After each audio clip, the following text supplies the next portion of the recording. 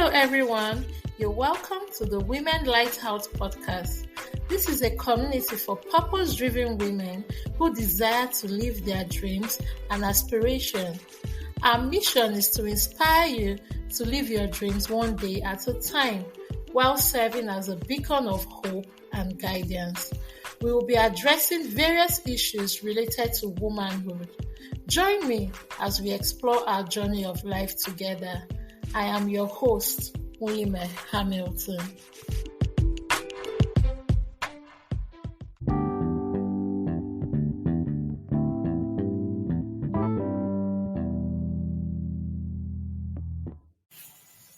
Hello, you're welcome to today's episode of the Women Lighthouse podcast.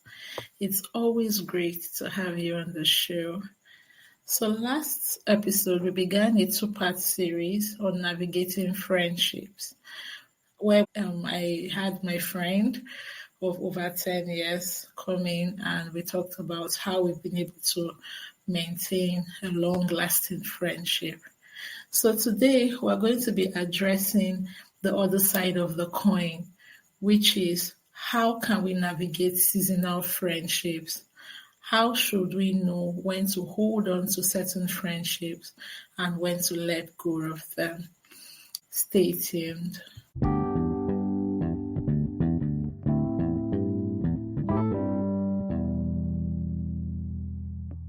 You're welcome back. So let me give you a background before I dive into the nitty-gritty of our conversation today. When we talk about seasonal friendships, we're referring to short-term friendships that are developed based on shared interests or activity. So basically, for instance, while in school, you get to bond with certain friends and you develop a friendship based on the fact that you're in school together, you're studying the same course. So you have a shared interest, which is your academics at that point in time. Most times we see that by the time you graduate from school, you tend to lose touch with some of the friendships that you may have built during that season of your life. So those are what we refer to as seasonal friendships. So basically, these friendships lack depth and intimacy for a more sustained long-term relationship. So certain reasons why seasonal friendships exist and may not end up in long-term friendships are due to geographical distance. So if you build a relationship with a particular person and all of a sudden, like a common saying is, out of sight is out of mind. So that friendship that wasn't really closely knitted can easily be separated or broken as a result of distance, or it could be due to busy schedules, or if you people no longer share the same values or interests, such friendships could come to an end. So basically, as women, when it comes to women, we're more emotional beings than logical beings. So when it comes to women, there's that tendency that we tend to hold tightly to relationships that we build. We value relationships and we tend to hold tightly to these relationships. And in some cases, you could find yourself in a scenario where you actually place more value on a relationship than the other person may place on that same relationship. So when faced with a situation where one person begins to withdraw from that relationship you place a high value on, how should you handle such a scenario? I know I've had so many of those experiences, especially when in the university, where I built strong connection with certain ladies, but all of a sudden, either another friend comes into the mix, so it's now like a threesome in quotes. I and this person were very close friends, and all of a sudden, my friend develops another bond of friendship with someone else, and it begins to affect our own relationship. We're not as closely and tightly knitted as we used to be before. So it was always a challenge for me handling such a situation. I usually felt like, okay, is there something I should be doing that I'm not doing that is making my friend to begin to drift apart and incline herself more to the other person who she just developed a friendship with. So it's quite a sensitive topic for me because I had such experiences on more than one occasion, and it was quite challenging on how to deal with seasonal friendship. So basically, that's why I will be sharing more light on how I was able to learn to navigate seasonal friendships, and it no longer became a problem for me.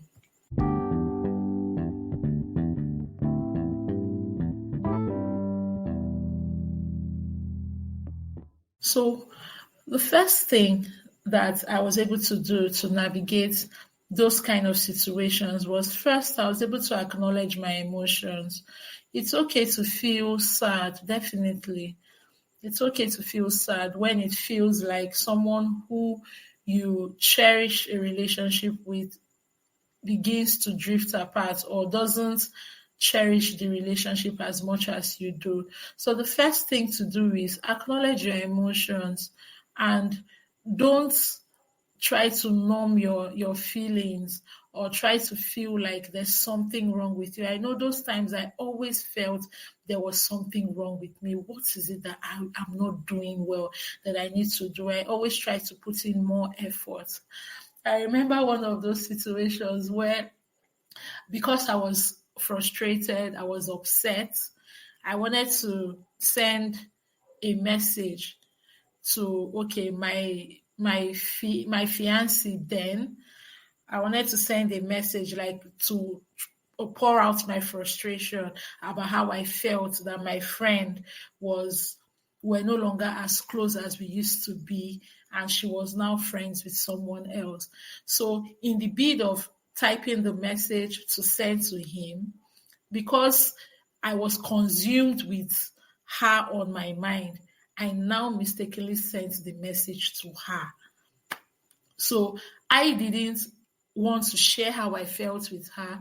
I wanted to share it with my fiance then. So that frustration, I ended up sending the message to her. And voila, I was out there, and it was an issue that we had to discuss. So it took a while for me to bring it up with her because I felt sad, I felt angry actually about the whole situation. But at some point, I had to acknowledge my emotions and we had to talk about it and come to terms with the fact that we can still be cool even if we are not close. We can still be cordial if we are not close. So the first thing you need to do is acknowledge your emotions. Then another thing that helped me was the fact that I decided to focus on the positive things about our relationship, reflect on our friendship, what were we able to achieve while we were friends, focused on those positive things rather than being full of regret or anger that we're no longer as close as we used to be before.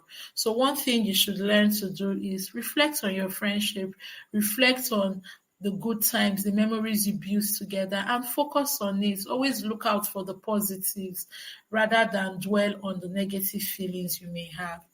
Also, learn to stay in touch if possible.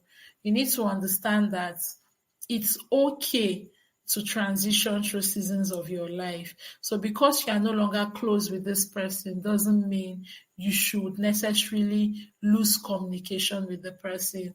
Learn to maintain, don't burn bridges.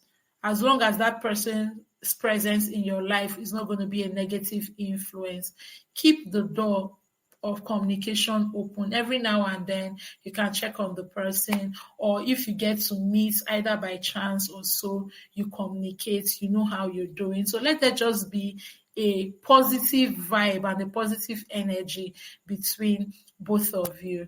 Let it not be negative vibes. Fourthly, cultivate new friendship. Be open to friendship. As women, we grow and we evolve.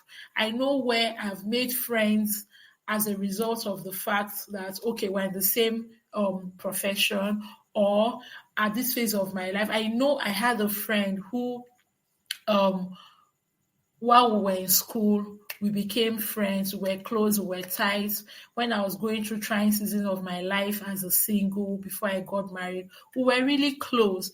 But by the time I got married, got pregnant, responsibilities, this person was still single.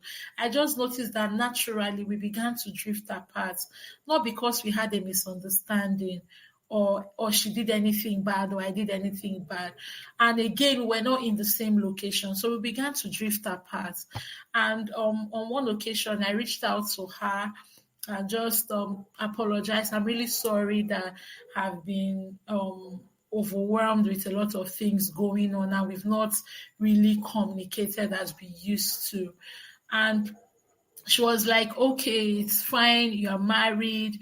You have, you're pregnant. You're expecting.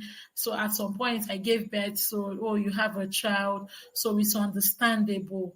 And she, at that point, was still single. So the fact that we were not in the same season of our lives and we're not in the same location, naturally we drifted apart. I made an effort to try to rekindle the relationship, and also on her part, every now and then we communicate, but we are not as close as we used to be when we were single. So you need to understand that you need to be open to new friendships. So at that season of my life, I was more inclined to making friends with either first time mothers. Like I know when I went to church, you go to the breastfeeding corner, you see other women that are in the same season of life as you are, and in the process you naturally bond with them, and it happens like that. So don't put yourself in a box and say, oh, because this one person is my friend, by all means I must maintain this friendship. Put an effort, yes, to keep the line of communication open. But if it happens that because of the season of life you are in, gradually you drift apart, and you know that there is no negative reason for your drifting apart, give yourself some grace.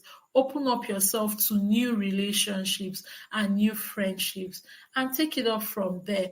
One thing we need to understand is that because you're friends with someone doesn't necessarily mean that that friendship would grow into a sisterhood that will last a lifetime.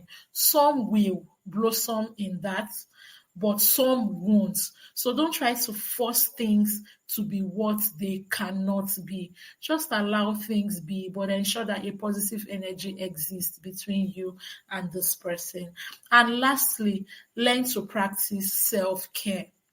Like I talked about acknowledging your emotions. That's part of self-care. Learn to give yourself some grace. Practice self-care. Open up to positive things around you. Don't limit yourself, and just prioritize yourself in anything you do.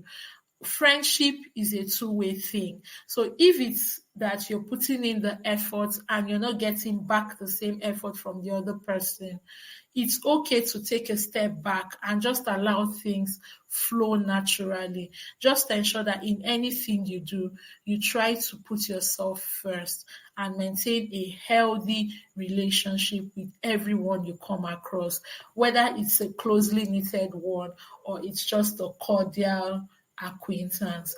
Ensure that you put yourself first. So as we wrap up this episode, it's important to keep in mind that seasonal friendship is a natural part of life. You cannot change that.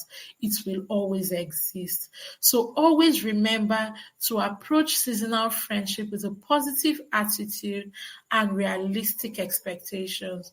Don't be afraid to take the initiative to keep in touch with your friend. And also learn to respect boundaries. If the other partner or the other person which you were closely knitted with initially decides to set some boundaries, learn to respect those boundaries. Change can be difficult, but with the right mindset and with support, know that you can handle the end of a seasonal friendship gracefully.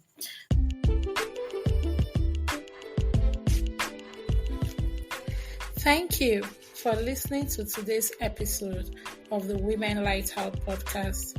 I hope you were inspired to keep taking steps towards living out your dreams.